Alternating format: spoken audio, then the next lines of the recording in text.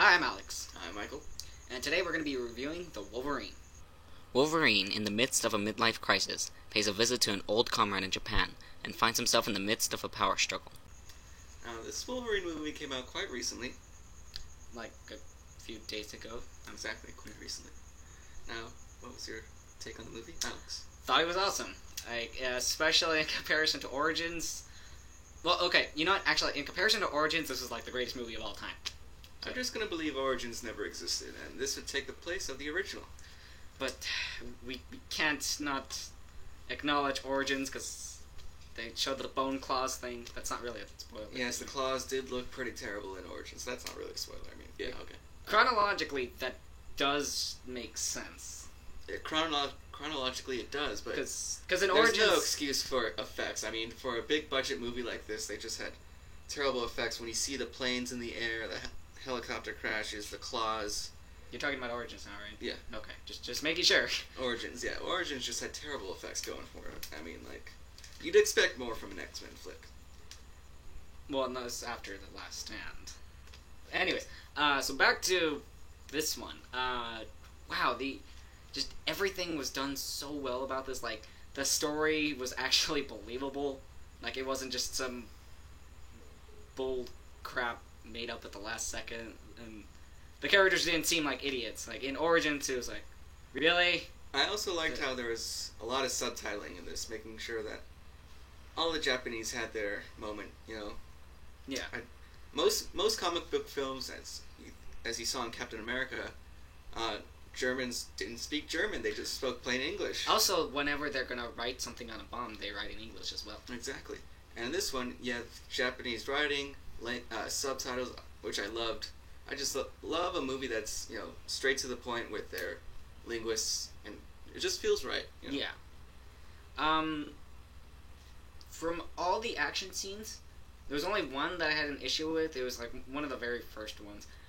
It was only because of the shaky cam, because like it kept going all over the place, and I kept like, stop moving.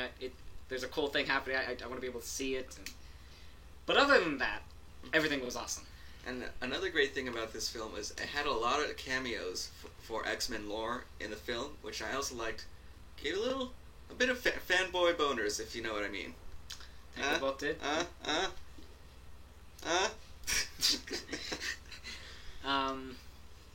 Yeah, there was a bunch of things, like, because I was with some friends in the theaters, and, like, they would go, like, wait, she's dead? I'm like, yeah, she died in the third movie, too. Yeah, I'm also glad how I was surprised that some of the past X-Men flicks had more of an influence on this one, because as you can see, Wolverine, he's still torn from the past Last Stand. From film number 3. Yes. So. Of Jean's death, that it still affects him in this movie. Yeah, I'm glad that they are acknowledging it. Like, they're, in a way, it's kind of like, we're sorry we made those films. They kind of still have to exist. We can't just ignore them. But here's a better one. Here's our apology. Like, this is the movie we should have gotten 4 years ago. And on that fact, on the violence factor, yes, I loved the violence in this. You had the right amount of blood, right amount of gore, right amount of claws. I mean, this was the perfect movie. I mean, you had fighting on trains, Oh god, that train segment was awesome.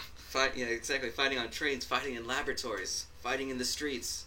I mean, it was just awesome, and Fighting a vet. I was surprised it was rated PG-13 because there was quite a lot of violence in this one for like a Marvel movie. I think it was just because like everything happened so quick, like you don't really see the blood that much. There is actually quite a lot of blood than most films, because when he stabs people through the door, there's the blood stains when he's I guess on the surgery table. Yeah. There's quite a few surprises that may actually surprise you. Oh yeah, the twist I did see kind of coming, but I thought like, okay, I am still genuinely surprised. Like, I kind of wish it wasn't that way, but it works. I kind of liked it. Yeah, but so how would you rate this movie overall? I would say, I don't know, the scale from 1 to 10, 8.8. So definitely check this out whenever you get a chance. Well, I'm gonna go with the IGN, which I liked, 8.5. 8.5? 8.5. Okay, so we're both in agreement. Check this out whenever you get a chance.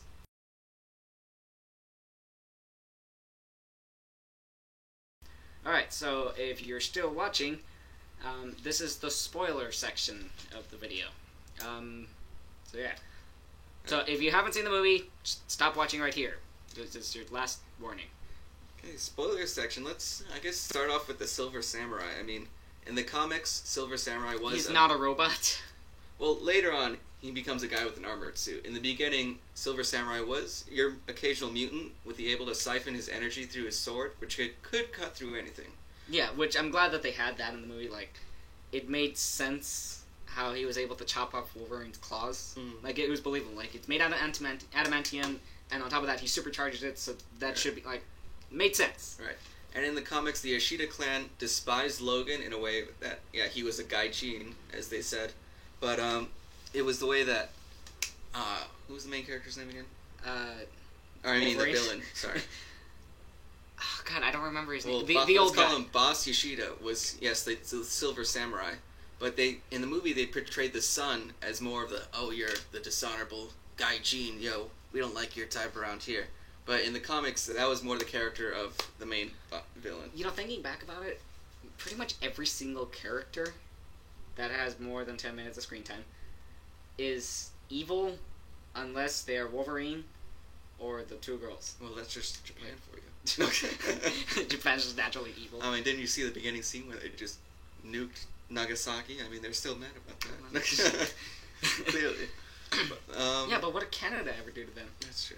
And we also got to see Viper, which was a fresh take on a female villain. You know, yeah. She was actually a good female villain, you know. I liked her, but I'm a little confused on what her motivations were. Like, that was true. Like, because of money? Like, was that it?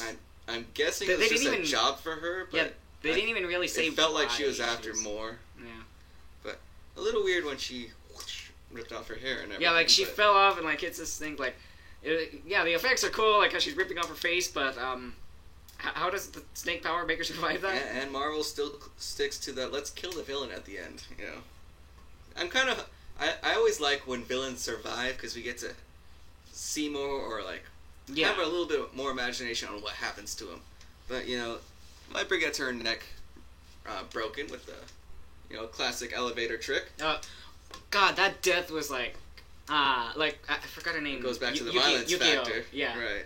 Yukio, like, pushes her off, and, like, she's all tied up, and, like, okay, so she's gonna get hung, and then the elevator, like, okay, she's not gonna get hung, that's even worse. I'm glad the female lead actually is not the classic damsel in distress. Oh, yeah, like, I like that nowadays superhero movies are doing that, like, the girl is not useless, like, she can actually fight back, even if it's just a little bit, she at least tries to. Like, in Amazing Spider-Man, Gwen Stacy, like, blowtorches Lizard. Captain America. Yeah, like, she's a soldier. Yeah. Like, you know, I gotta say, Batman. Catwoman. Actually, this isn't really a spoiler. I probably should have said it earlier. But the girl who plays Mariko, she is hot. Yeah, she is pretty cute. Yeah. I saw her as like, okay, I don't know who did the casting, but, you know, props. They actually did really good casting for us. I recognize the father of Mariko was a former character in The Last Samurai. That's where, really? Yeah, that's where he got all the samurai moves from. Oh, okay. He's actually going to be in a movie called 47 Ronin. Oh, yeah. Actually, we saw that trailer for that. Yeah. Like, I had recognized the name, and, like, I was watching the trailer, like, I don't know why, but 47 Ronin sounds like this is going to be the title. And then it showed the title, like, yep, there it is. And, you know, big spoiler was at the mid-credits scene with introducing Trask Industries. So we all know Trask Industries is the creator of the Sentinels. Exactly, creates the Sentinels and results in the Sentinel Apocalypse. God, Days of Future Past is, like, one of my favorite story arcs. Like, I pretty much like anything with time travel or alternate universes. Yeah, for those who don't know, Days of Future Past revolves around the story of future characters interacting with past characters, trying to prevent the Sentinel Apocalypse from occurring. Oh man, I just thought about it. We'll probably see Bishop in the next one. Yeah. Yeah, because he's usually a future character that's associated with it. So expect Days of Future Past to just resemble Terminator in all senses. Yeah, that's how I explained it to my friends, like, that the Sentinels essentially go Terminator, become self-aware, they try to kill everyone. But it's damn robots, man. Every movie. Well, that also kind of brings me to... I'm hoping Avengers 2 will mix it up, having Ultron in it. Yeah, I'm not sure how I feel about that, just because they don't have Hank Pym like as the Well, creator. they'll probably have Like Tony Stark be sole inventor because in the I comics he did slightly influence. no, I know Pinkman's he helped. invention. He helped a bit, but I don't like the fact that like Tony Stark is the only one who can build these things. Like, is there no one else this smart in the universe? Like, I know Hulk's smart. Well, Bruce Banner at least, but is there just no one that can compete with Tony? That's my issue. I also read recently that when the Sentinel apocalypse occurs, it's in the year 2020, which seems a bit odd. I mean, it's not that far into the future, but I feel like it should be farther in a sense. Wait, for the movie or for the original movie. comic?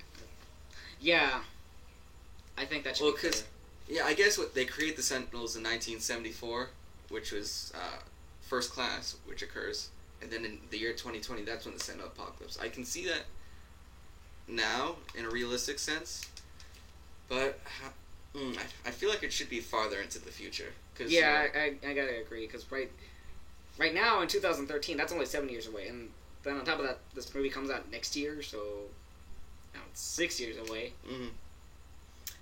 By the way, 2 more years before the hoverboard. Oh yeah. Anyways, Wasn't that 2 years ago? 2015. Oh. It was 2012. Let's get back to Wolverine. Okay. So, I'm really curious as to how they're gonna wrap everything together, because there's a lot of continuity errors across all the movies, especially because of First Class. As awesome as that movie was, there was a few things that didn't really make sense. I kind of hope they probably will. They'll have Mystique. Oh yeah, they're gonna have Jennifer Lawrence Mystique, Okay. not Rebecca Romijn Mystique, because she lost her powers in the third one. So Right. Okay. but like, so Professor X is in the mid credits scene. Like he's alive and well somehow. Still crippled somehow. Yeah. But so, pretty much everyone is saying it's because at the end of the third one, which I do remember the scene, like his mind goes into this other body, and then like Moira McTaggart is there, like, oh my God, Charles, you're alive. But then at the same time, the other character from First Class is also Moira McTaggart, the Rose Byrne's character, the one that works for the CIA. Mhm. So there's that. Then there's the fact that he was crippled like when he was still young, but he's also walking around in Origins, and he's also walking around at the beginning of The Last Stand. There's just so many things that they gotta like fix, and that I'm just like scratching the tip of the iceberg. Mm-hmm. Yeah. I don't know if that's the right expression, but And yeah, he also wiped her mind at the end of First Class. Yeah. So. actually, but then how did she become a doctor? And still look that young after, because Yeah, blame First that. Class was in the 60s, right? Yeah, it was in the 60s. Yeah. And then Last Stand is supposed to be in 2006, so, or at least sometime after 2006. So that would mean that's like roughly 40 years afterwards. How does she still look like that? Yeah, she looks pretty good. So she's a cougar. Exactly. And Xavier is one old sucker. But any other spoilers? You know, after they chopped off Wolverine's claws, I kept thinking to myself, like, okay, yeah, that was kind of cool and everything, but why does he need to take the claws off? Why can't he just, like, you know, stab something and they're like, okay, we're just going to take your DNA away? Alright, we're good. But one of my friends explained to me that your DNA is stored in your bone marrow. Oh. So that's why I'm like, oh. I just realized that looked extremely painful. Yeah. Oh my God, those drills going into his bone and just like... But after they explained that, like, oh, okay, that makes a lot more sense now, okay. Yeah. I should study biology. Mhm. God, I hate I was kind of realized, okay, why do his gauntlets have the specific function of holding his hands in place and then drilling holes into them? I was like, wouldn't there just be another way of just... He was tied up in the beginning. Yeah. It's like, let's just build this function into the suit, just in case you get him in that right angle. Well, she was trying to trick him into getting his claws out, and they're like, alright, there we go. I Thank know, you. but they And- couldn't just get a regular drill and put it in his arm or something. Well, because it's adamantium. But then again, maybe they could have just made an adamantium drill. So, That's true. But, yeah. This movie does have its flaws, but it I- does a good job in I did like how making they you not actually focus brought on- in, like, robots and stuff. Like, so you get used to it before Days of Future Past. Yeah. because he had that little heart robot. When giant silver samurai. When Silver Samurai like first appeared like in the movie, I kept thinking to myself like, so you steal this from Tony Stark or something? You know what I didn't get to? When that one ninja shoots the arrow into the Silver Samurai's eye and it starts oozing, but his head wasn't there. It was under the Silver Samurai's helmet. No, wait. So what was oozing? Oil. Let's go with that. Oil in the eye. Okay, that's quite convenient. Well, in all fairness, Wolverine does like decapitate the head, and like you can just like barely see the top of his head Yeah. when he's walking around. Which makes a whole lot of sense. I mean, I gotta say that. I'm glad the suit didn't blow up in cliche like when it falls off a cliff. Like I was I realized, just like, oh yeah, excited. it's built out of adamantium. You know, when he's having that last thing with Jean, like in his mind, and she's saying like, "I'm all alone up here, Logan." I was kind of I was half expecting and half wanting like Cyclops to like kind of pop up from behind, like, "Hello."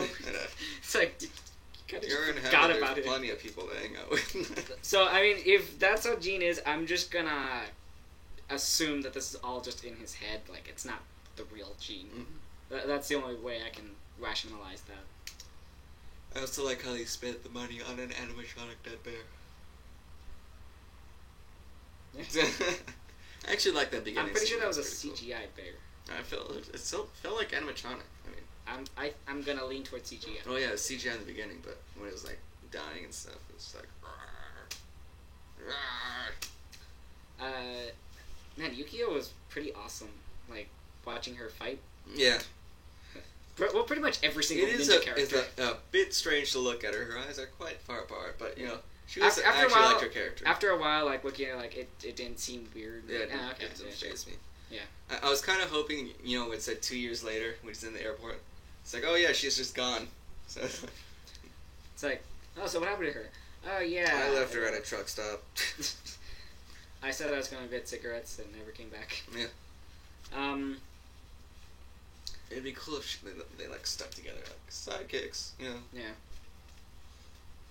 I wonder if they're gonna introduce X-23 in this continuity. I don't know. I doubt it. It'd be cool, but yeah, I guess there's no point in getting my hopes up. Mm-hmm. So yeah, I think that's about it. So, alright, so if you like this video, be sure to like and subscribe. If you have any comments, just post them down below.